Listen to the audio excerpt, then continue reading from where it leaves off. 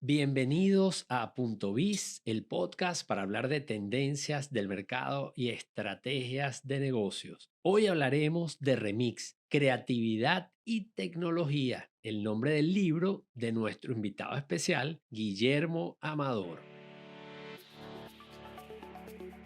Bienvenidos a Punto Biz, el podcast para conocer las principales tendencias de los mercados actuales y cómo tu empresa puede competir con éxito.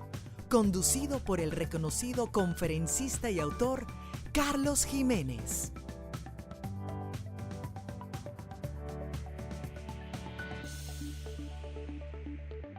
Aquí estamos con un gran amigo, Guillermo Amador, uno de los pioneros de la Internet en Venezuela. Guillermo es arquitecto de profesión, pero realmente Guillermo es muchas cosas. Guillermo es marquetero, incluso podemos hablar de términos que ya no se usan tanto, porque Guillermo es uno de los pioneros también del Twitter y además bloguero. Y yo como también he sido bloguero, entonces en esta época o en estos inicios hablábamos de términos como la blogósfera. La blogosfera, tal cual. Bueno, un gusto tenerte por aquí en Punto Biz, Guillermo, y en esta oportunidad para hablar de tu libro, Remix. Y es que yo estaba en una feria editorial y vi el libro de Guillermo, ya sabía que él lo había publicado porque lo vi en las redes y lo tenía en mi lista para comprarlo en Amazon, pero al final lo compré en la feria y dije, no, este libro me lo tengo que leer, porque si ustedes conocen a Guillermo, saben que es una persona súper creativa. Así que bueno, para los que están viendo este episodio de Punto Biz, aquí pueden ver el libro Remix y van a ver, bueno, el diseño gráfico de este libro es espectacular. Y es que este libro está cargado de ideas, de tips y hasta de playlist. Como decía, el libro lo vi en una feria editorial en Caracas y dije, bueno, me lo llevo. Y por cierto, en la misma feria me encontré el libro de otro gran amigo, Gustavo Manrique, el libro Semiotics. Y bueno, la verdad que les recomiendo el libro. Yo lo compré en esa feria y lo leí en un viaje y se lee muy rápido porque es un libro muy concreto y muy bien presentado, con mucha gráfica. Así que altamente recomendado. Bienvenido, Guillermo. Bueno, yo creo que yo era un early majority utilizando ese ciclo de vida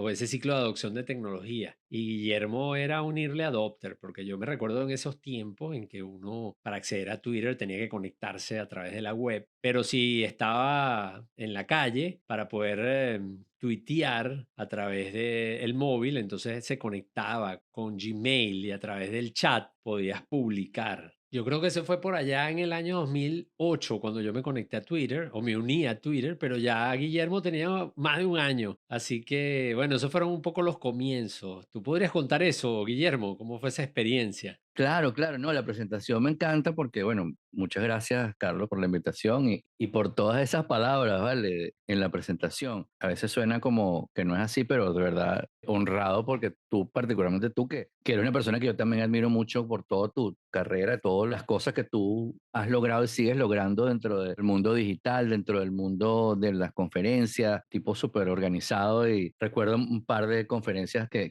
hemos dado juntos, una que estábamos comentando fuera del área en Maracaibo, me acuerdo, Foro El Mundo, me acuerdo que se llamaba. Entonces, nosotros éramos como, como los adultos de la cosa, ¿no? Pues todo lo demás estaban haciendo como el tema de los influencers y tal. Estamos hablando hace más de 10 12 años, mucho más, quizá. Pero en el caso yo la llamo la criollosfera, ¿no? Porque incluye todas esas cosas, los blogs, los BBS antes, los primeros pasos en Twitter. Nosotros somos de un grupo, yo creo que muy privilegiado porque tuvimos chance de tener acceso a eso desde el inicio. Eso en realidad no tiene ninguna, digamos, uno no es mejor que nadie, por eso nada más estuvo en el lugar correcto, en el momento correcto, pero hemos podido estar enfrente de eso y dejarlo pasar. Y yo recuerdo que apenas vi Twitter, estaba revisando unas cosas y vi que yo soy el usuario número 10 de Twitter en Venezuela, ¿no? Había una época que se publicaban las listas de como de cuál los usuarios, los primeros usuarios, por seguidores, no sé qué, y la persona número 10 que se registró fui yo, 10 o 11, algo así.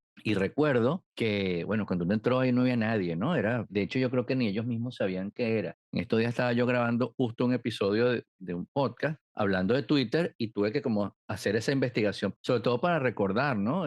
Porque Twitter al principio, para los que no saben, porque no tienen por qué saberlo, era una aplicación que hicieron los dueños de una compañía llamada Odeo, que ellos tenían dos proyectos: hacer un juego como esos tipos Risk, como Conquista del Mundo, como Civilization, y hacer una aplicación de podcast. Entonces, justo cuando estaban lanzando la aplicación de podcast, y hoy en día hay muchísimos podcasts, millones de podcasts, hay de todos los temas, estamos hablando tú y yo en un podcast, pero en ese momento no era tan popular y en ese momento, justo cuando ellos estaban trabajando en eso, Steve Jobs anunció que iTunes iba a darle soporte a los podcasts. Ahí comenzó la revolución en realidad de los podcasts hace muchos, muchos años ya. La primera era, vamos a llamarla así. Claro, sí, sí, o sea, la era prehistórica, paleolítica del podcast. Bueno, yo grababa un podcast con mi amiga Daniela Camun por allá por el año 2004, pero como la gente no escuchaba podcast, bueno, grabamos varios episodios y llegó un momento que lo dejamos. El podcast se llamaba Tendencias Digitales. Imagínate. Bueno, yo tenía un podcast que se llamaba Las 5 de la mañana, que lo escuchaba alguna gente, pero para poca gente que escuchaba podcast, ¿no? Además, yo creo que casi que tenías que tener un iPod, ¿no? No recuerdo, bueno, no, lo podías descargar, qué sé yo, pero ese podcast se escuchaba más bien en la radio. A mí me pidieron los permisos, una radio en las Islas Canarias, y lo ponían en la mañana antes del noticiero a las 5 de la mañana.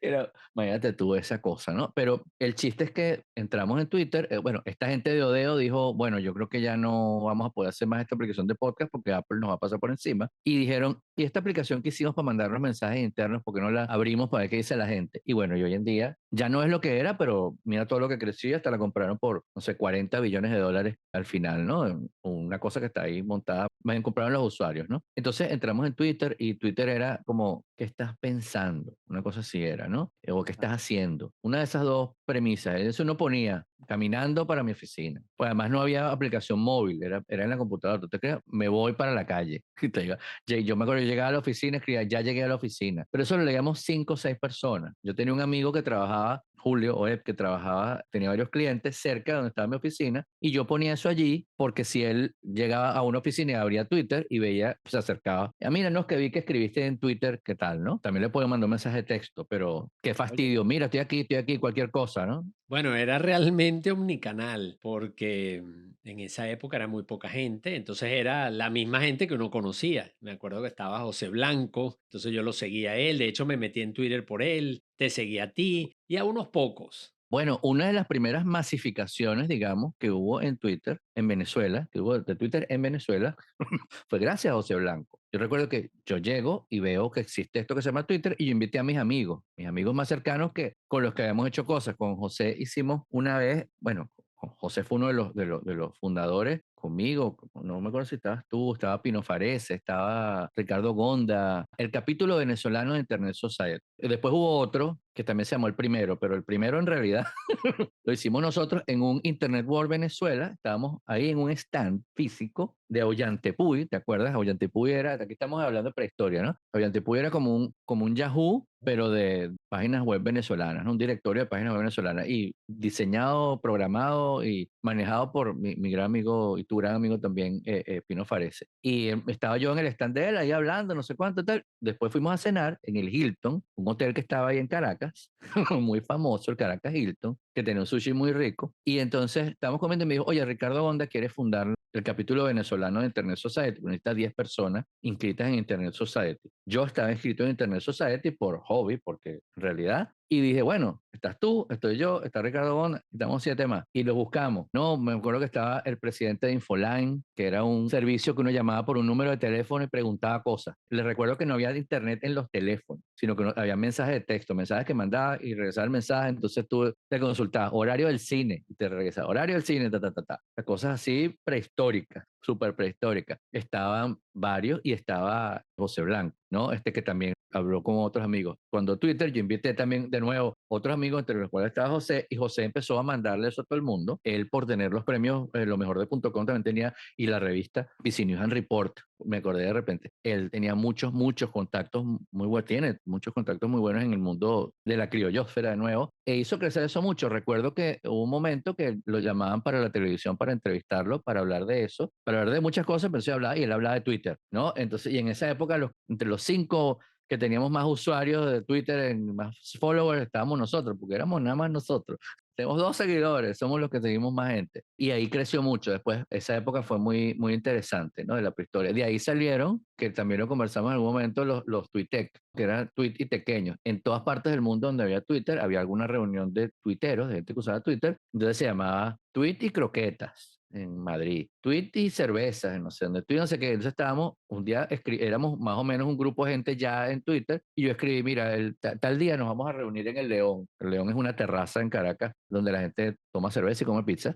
Y dijo, vamos a estar en el León reunidos, el que quiera ir vaya. Y fueron 10 personas, qué sé yo, fue un grupo de gente. Y dijimos, bueno, este es el primer tweet y pequeños. Y un amigo que hoy en día vive en Guatemala, Leonardo Rodríguez, que tú también lo conoces, dijo, pero ¿por qué no lo llamamos Tuitec? O sea, él contrajo el nombre. Y se quedó Tuitec. Para hacer cuento largo corto, hubo un momento como al año, a los 2 años de hacer reuniones, nos reuníamos el último martes de cada mes, porque en esos días los sitios estaban vacíos y los dueños de los locales te dejaban estar ahí hablando tonterías, exacto, sin tener que estar emborrachándote. Pero hubo un momento que lo hacíamos en el Hard Rock Café de Caracas, ¿no? Que era un sitio muy, muy grande, muy, muy grande. Habían 500, 600 personas por edición y ya teníamos patrocinantes. Teníamos que si Nokia, Motorola, ambos dos eran los más importantes en la telefonía. Regalábamos teléfonos, regalábamos así, toma, teléfono, como ópera, teléfono para ti, teléfono para ti, teléfono para ti. Había patrocinantes de todo tipo y lo que nosotros hacíamos que le decíamos, mira, lleven cosas y las regalamos a la gente. En el Hard Rock también, ellos al principio de las primeras conversaciones querían cobrar entrada. Y yo dije, no, no puedes cobrar entrada. O sea, si tú no cobras entrada para entrar aquí, ¿porque lo vas a cobrar en mi evento? Yo te estoy trayendo gente el martes antes de la quincena. O sea, la cosa más vacía del mundo estaba llena, con canales de televisión, gente de la radio. Me acuerdo, el primero que hicimos en Hard Rock estaba Alex Goncalves en una mesa con una móvil de la Mega entrevistando allí. Había gente de Globovisión, había gente de varios canales de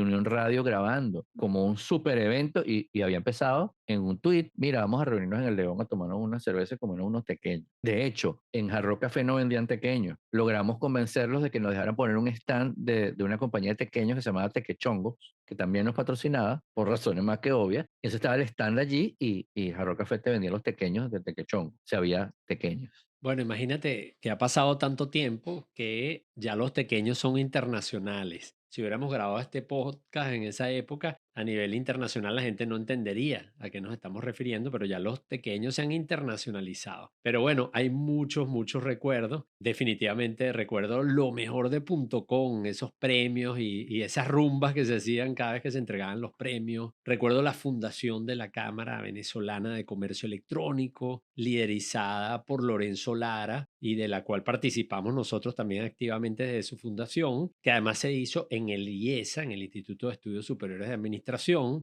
Bueno, por supuesto, de los tweets antequeños que tú comentabas, que además uno de ellos coincidió con el bautizo de mi libro Internet y los negocios, que fue un libro que apoyó la Comisión de Tecnología del municipio de Chacao, buscando evangelizar a las pymes del municipio. Y cuando bautizamos el libro, era en los Palos Grandes, entonces pasé por el tuit antequeño. Me recuerdo de Yantepuy, de Leonardo Rodríguez, nuestro querido amigo, que en esa época trabajaba en Terra. Me recuerdo también del Comité de Negocios Electrónicos de Benanchán, del cual también formé parte y fui presidente, y donde tuve un proyecto que era el directorio web, que era como paradójico, porque era un libro impreso donde estaban las páginas web de las compañías en Venezuela, entonces eran como una especie de páginas amarillas, pero de páginas web. Además tenía una sección de artículos, ¿no? Recuerdo el Internet World y recuerdo de hecho la primera medición del Internet en Venezuela, que la hicimos no con tendencias digitales porque no existía, sino con data análisis, porque era una encuesta en hogares y donde identificamos que había algo así como 20 y pico mil personas que se conectaban a Internet por aquella época. Estamos hablando del año 1997. También me recuerdo de los congresos de periodismo digital que organizaba Patricia Noriega en Maracay, en el Hotel Pipo, y donde hablábamos de la blogósfera. Pero bueno, demasiado recuerdo. Yo creo que vamos a tener que grabar un episodio de Punto Biz o varios episodios de Punto Biz para invitar a estos protagonistas de la Internet, ¿no? Que hemos estado recordando y y mencionando. Pero bueno, Guillermo, quizás para entrar en materia con el libro, yo creo que me gustaría hablar de remix. Y bueno, creo que todo esto que hemos hablado no es en lo absoluto una digresión, sino que guarda mucha relación, porque este libro, para aquellos que lo lean, se van a dar cuenta, es un libro que está cargado de experiencias. Y parte de todo esto que hemos estado recordando son esas experiencias de los inicios de Internet, ¿no? Y de muchas de estas plataformas que protagonizaron. Bueno, y muchas de estas experiencias que hemos comentado convirtieron a Guillermo en un pionero de la Internet, en un experto en marketing digital. Y en el libro, precisamente, él comenta algunas de estas experiencias con empresas. Una de ellas que me llamó la atención, nada más y nada menos que Coca-Cola. También me llamó mucho la atención los títulos que utilizaste, Guillermo, para intitular los capítulos o las frases que utilizaste. Por ejemplo, la creatividad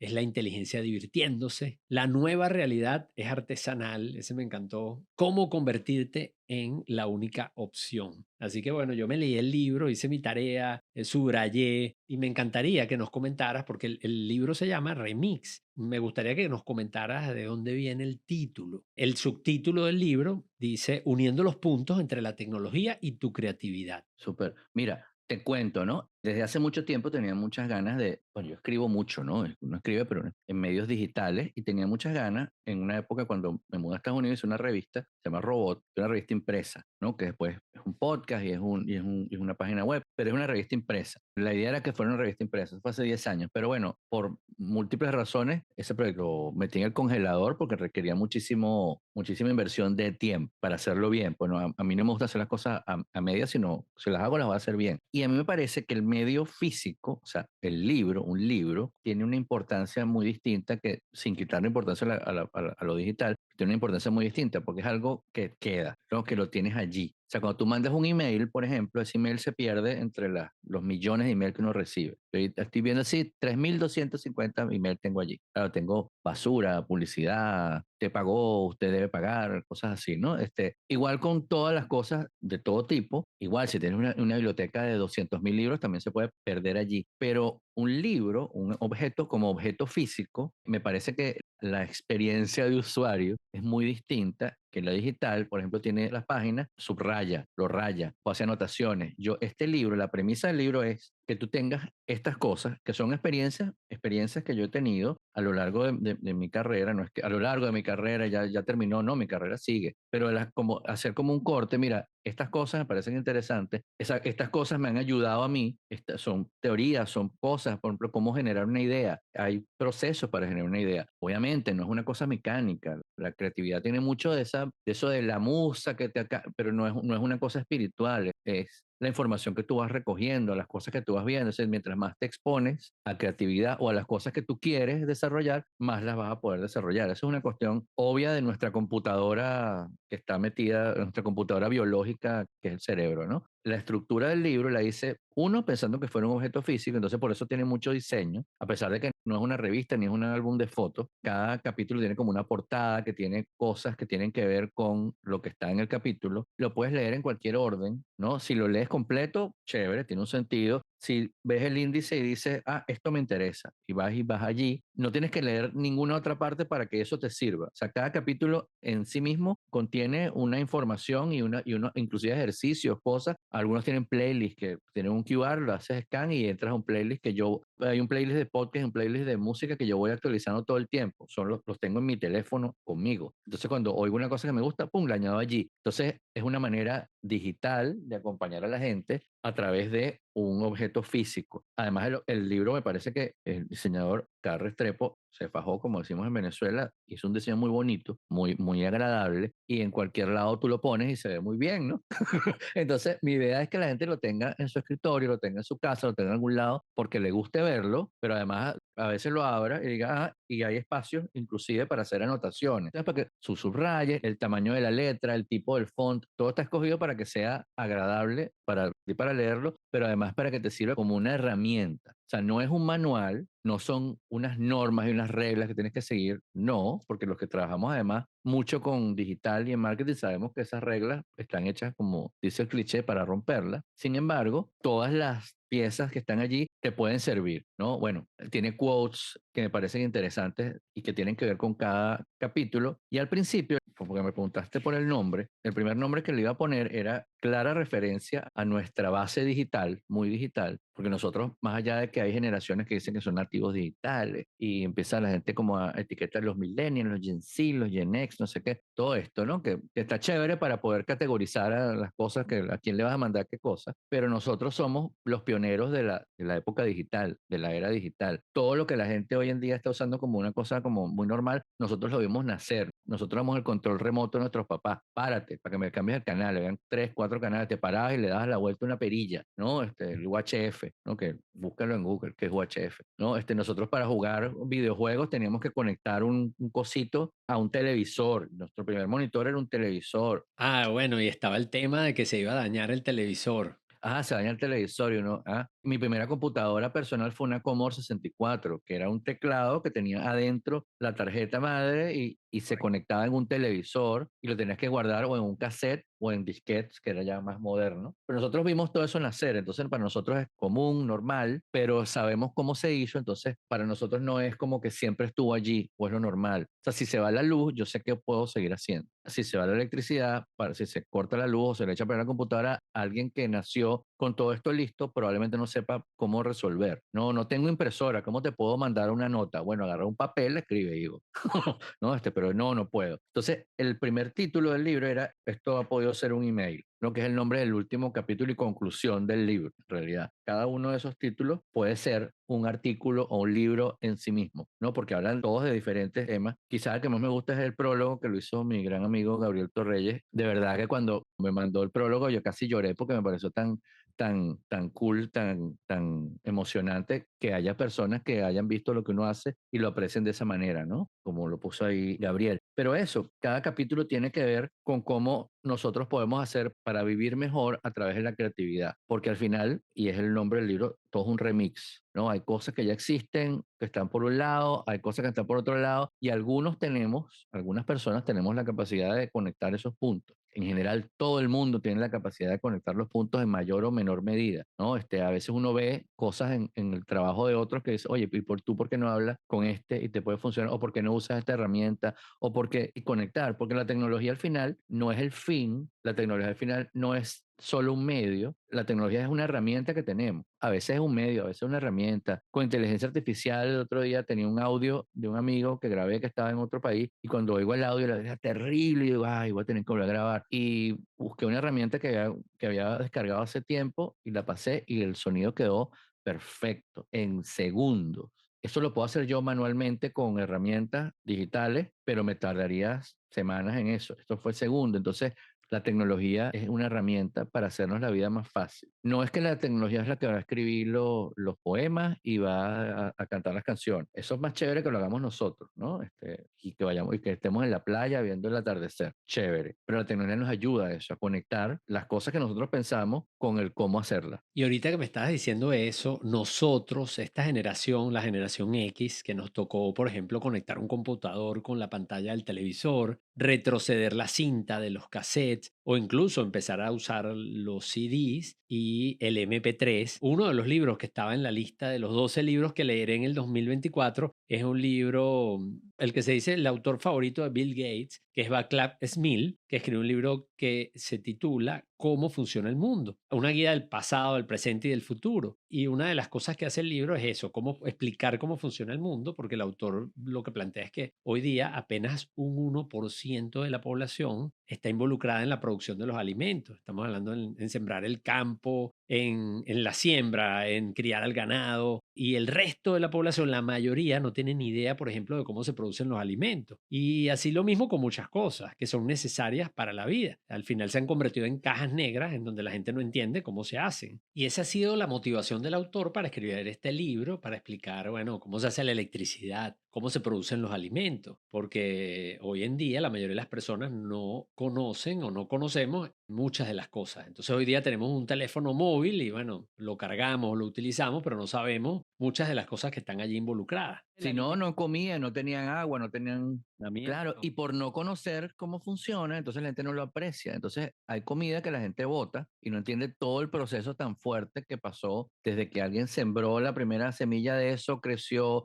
araron, no sé qué, molieron, hicieron la harina, lo metieron en un horno, hicieron el pan, ese tipo, este pan está como un poquito feo, pum, lo botaron, porque no saben todo el esfuerzo de la raza humana para que eso llegue a tu mesa. Bueno, a mí me gusta mucho esa idea del remix, porque nosotros como individuos vamos madurando con esas experiencias, es como una mezcla de las cosas que vamos aprendiendo. Y bueno, yo leyendo el libro me he quedado con unas ideas que me han gustado mucho. Por ejemplo, el capítulo del creador. Una de las cualidades esenciales de los grandes creadores es saber cuándo dejar de diseñar. Y eso es una idea muy poderosa que, claro, cuando tú hablas de creador, uno puede imaginarse grandes figuras. Sin embargo, esto aplica también para las personas comunes y corrientes. De hecho, hay mucha gente que a veces se me acerca y me dice, oye, has escrito varios libros o das conferencias. Yo tengo una idea de hacer un libro, así como hemos hecho tú y yo, o yo quisiera dar una conferencia, entonces me estoy preparando. Y a veces pasa el tiempo y esa persona ha escrito algunas cosas, pero no termina de salir el libro. ¿Por qué? Porque no se atreve, porque no siente que esa obra o lo que haya hecho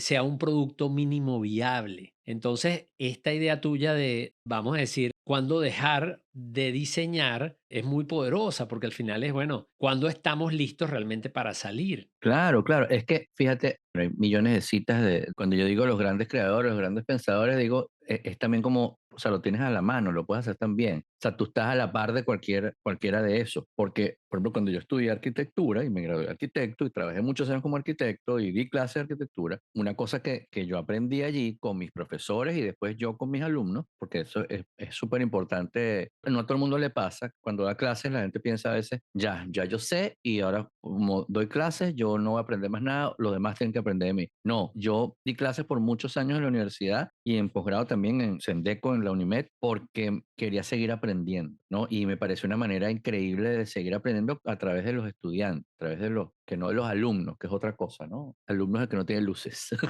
los estudiantes que están aprendiendo, están estudiando un tema. Y una cosa que yo aprendí, y a través de ellos, para reflexionar mis propias experiencias cuando yo era estudiante, es que, por ejemplo, en el caso del diseño, como en el caso de cualquier cosa, tú nunca lo terminas. Tú puedes seguir perfeccionando una misma cosa para siempre. Tú le puedes seguir añadiendo y añadiendo y añadiendo y añadiendo cosas a cualquier cosa que tú estés, un libro, un artículo, un plato que estés cocinando, lo que tú quieras, una ropa, te pones, te quitas. Pero hay un momento donde tú tienes que parar porque tienes que salir a la calle o tienes que vender ese libro o tienes que entregar el proyecto. Entonces, más allá de que sea el producto mínimo viable o no, tú tienes que aprender cuándo detenerte. O sea, porque el diseño no se termina, el diseño se abandona. Dice, hasta aquí llego. En la siguiente, por ejemplo, es el ejemplo de los iPhones. El primer iPhone que se le ocurrió a Steve Jobs seguramente no era el primer iPhone que salió, seguramente era mucho más parecido a lo que tenemos hoy, pero no había la tecnología, no había ese tipo de pantalla, no había resuelto cómo le duraba la pila más de una hora, o sea, un montón de cosas, pero él dijo, bueno, vamos a ver, ¿qué es lo que puedo hacer yo? Hasta aquí puedo hacer yo. Y en las siguientes iteraciones, yo le voy agregando las cosas que voy desarrollando. Desarrollaron el Gorilla Glass, desarrollaron una pila más pequeña, desarrollaron las cámaras, Samsung hizo una cámara mejor, etcétera, y tenemos el iPhone que tenemos hoy, no sé, 20 años después, ¿no? Si él hubiera dicho, voy a esperar el momento perfecto, que todo esté listo, nunca lo hubiéramos tenido, ni el iPhone, ni el iPad. Y ese ejemplo lo puedes mover para cualquier otro lado, para los carros eléctricos, para los vehículos normales de gasolina, para cualquier cosa. O sea, el creador de lo que sea tiene que saber, nunca va a terminar el diseño, pero tiene que detenerse, tiene que parar, entregar, y después sigue, y vuelve a entregar, y después sigue y vuelve a entregar. Esa idea me encantó, pero también el aburrimiento es la entrada a la creatividad. Esa idea me pareció fascinante porque de hecho me recuerda mucho mi experiencia con Soy Maratonista, la idea de este portal que se convirtió en líder en el running en Iberoamérica. Yo la concebí en unas vacaciones en Margarita. Estaba yo, tú mencionas que tenías una libretita Moleskine donde anotabas las ideas. Bueno, yo concebí la idea de Soy Maratonista en Margarita en unas vacaciones y yo andaba con mi libretita Moleskine. Estaban los muchachos chiquitos bañándose en la playa y yo en esa tranquilidad, en un momento de esparcimiento, yo estaba haciendo el dibujito, ¿no? Sin la presión del trabajo. Estaba siendo creativo, como tú bien lo indicas, y eso es muy importante en una sociedad o en un mundo en donde hoy día hay una presión, donde hay que ser productivo. Así que hay que entender que el aburrimiento no es improductivo. La otra idea que me gusta es las nuevas realidades son artesanales, ¿no? Y fíjate que cuando tú sacaste el libro, que yo me enteré por las redes, yo dije, bueno, lo voy a comprar en digital, entonces lo iba a comprar en Amazon, pero luego que estuve en esta feria del libro, lo compré en papel. Y bueno, veo el libro es una belleza, el diseño, los colores, lo puedes rayar. Entonces al final es una experiencia que es diferente, ¿no? Eso me gusta mucho. Las nuevas realidades son artesanales. La gente ahora piensa que quizás todo va a ser digital, ¿no? Y parece mentira, pero quizás la generación Z va a ser un agente de cambio en esto, porque los Zetas también valoran la experiencia en tienda, lo físico, y por ejemplo se han puesto de moda los discos de vinil. De hecho, mis hijos, yo les regalo los discos de vinil, los aprecian a pesar de que nunca ellos se criaron o crecieron en un ambiente con esta experiencia del disco de vinil. Claro, como el logo que yo uso en mi blog personal y que está allí, que es el Viewmaster, que fue como para mí cuando yo lo vi la primera vez hace muchísimos años. ¡Wow! ¿Qué es esto? Esto es mágico, porque veas las cosas en tercera dimensión, ¿no? Porque era estereovisión, ¿no? O sea, la foto un poquito movida hacia un lado hacia el otro, superpuesta ante tus dos ojos, ves una cosa en 3D, pues lo ves con profundidad. Es lo que hoy en día la gente cuando ve un Apple Vision dice, ¡wow! Esto es magia. En ese momento era magia para mí, tendría 5 años, qué sé yo, pero justamente la nueva realidad con todo el tema de la tecnología y la inteligencia artificial y que me parece genial cómo nos está ayudando como a hacer las cosas más rápido y mejor, porque nos da más chance de pensar y de hacer otras cosas más divertidas también, pero para que las cosas sean ricas, para que las cosas sean divertidas, para que las cosas tengan corazón, tiene que estar la mano del humano allí metida. Yo recuerdo esa charla misma que estuvimos, que hablamos ahorita del Foro del Mundo. Yo me acuerdo en tu charla, tú hablaste, y ahorita que estás hablando me acordé justo de ese momento, que con las redes sociales, porque las redes sociales era lo nuevo en ese momento, Twitter era lo que hoy en día es AI, en ese momento era Twitter, ¿no? Y nosotros éramos los evangelistas del tema, ¿no? Tú dijiste, con las redes sociales, hay una cosa que cuando un señor tiene un restaurante, y me acuerdo del ejemplo de eso, un señor tiene un restaurante chiquitico, de 8 mesas, y atiende a la gente, y la gente va para ese restaurante, y qué chévere, qué sabroso, porque el tipo,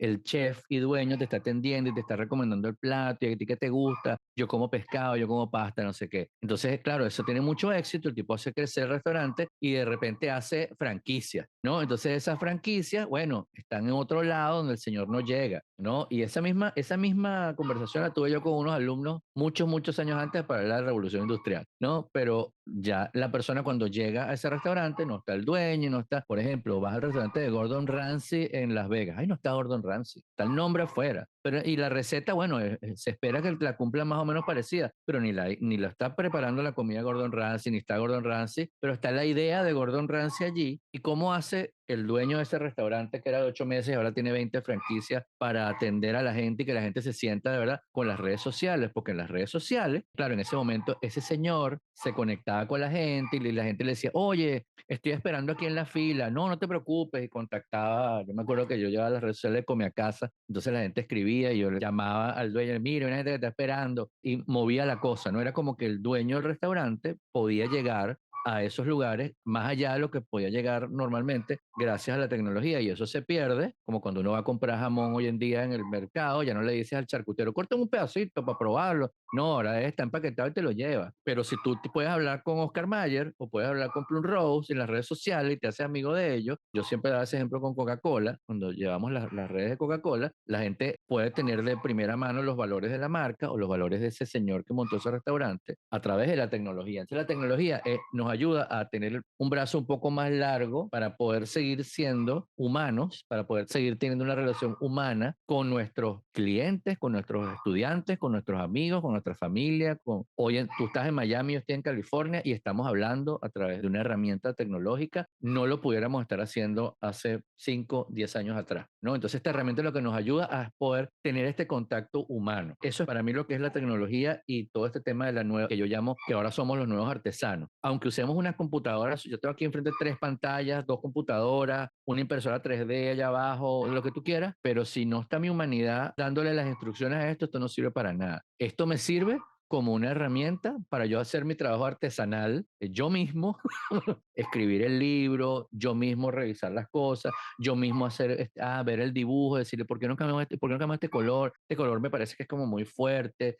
O sea, esas decisiones las tenemos que seguir tomando necesariamente nosotros, y la tecnología más bien nos va a seguir ayudando en la medida que nosotros entendamos que eso es así, pues, ¿no? Bueno, Guillermo, creo que no hay mejor manera que terminar que hablar de eso, ¿no? Yo tengo una frase que utilizo cuando la gente habla de la tecnología y dice, no, es que la tecnología nos deshumaniza. Es como en esa cena que tuvimos en Maracaibo, en el evento que hemos comentado del mundo, que hubiéramos estado nosotros conversando. Y bueno, en esa época era la época del BlackBerry, ¿no? Que yo hubiera estado, por ejemplo, en vez de haber comentado, compartiendo contigo en la cena, hubiera estado en el BlackBerry leyendo mensajes, respondiendo emails. Entonces, el problema no es la tecnología, es el mal uso de la tecnología, porque realmente la tecnología, bien usada, puede realzar el aspecto humano, que es lo que escasea en un mundo automatizado, en un mundo muy conectado, ¿no? Y bueno, yo no sé qué opinas tú, porque bueno, tú eres un pionero de la Internet, pero yo considero que estamos en una fase de transición, ¿no? El algoritmo ahorita lleva la batuta, pero nosotros tenemos que tomar el control. Sí, tenemos que hackear el algoritmo.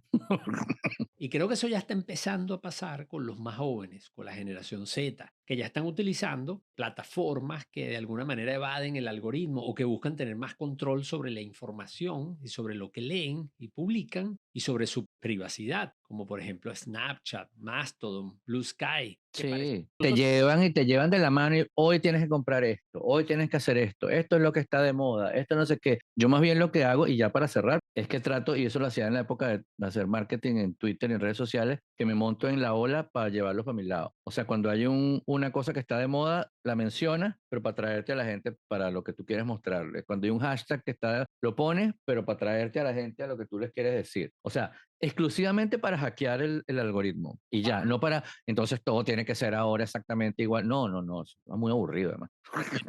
fíjate que el algoritmo debe trabajar para la gente, para ti, y no al revés. Muchas gracias, de verdad, Guillermo. Para mí ha sido un gusto conversar contigo hoy acá en este episodio de Punto Biz para hablar de tu experiencia, de toda tu trayectoria en este mundo digital, pero por supuesto además también dedicar a revisar lo que es Remix, ese primer libro que tú publicas. Así que muchas gracias. Voy a colocar en la descripción del podcast el enlace de Amazon para las personas que quieran leer el libro. Lo recomiendo, puedan adquirirlo a través de ese enlace. Y por supuesto también tus redes, el Modulor, ¿verdad? Porque es el Modulor en varias de las plataformas, así que para todos aquellos que quieran seguir a Guillermo, allí lo van a poder encontrar. Así que, bueno, muchas gracias, Guillermo, por haberte conectado a este episodio de Punto Biz y bueno, seguimos en contacto. Vale, chao.